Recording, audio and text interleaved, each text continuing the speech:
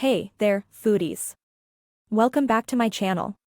Today, I've got a classic recipe that's not only quick and easy but also super satisfying, egg salad. Here's what you'll need. 6 boiled eggs, peeled and chopped. A quarter cup of finely chopped celery, 2 tablespoons of chopped green onions. 1/3 cup of mayonnaise. 1 teaspoon of Dijon mustard. A pinch of salt and pepper. A dash of paprika for that extra kick. Some fresh dill for a burst of flavor, optional. First, let's start by adding our chopped boiled eggs into a mixing bowl. In a separate bowl, we'll whisk together the mayonnaise and Dijon mustard.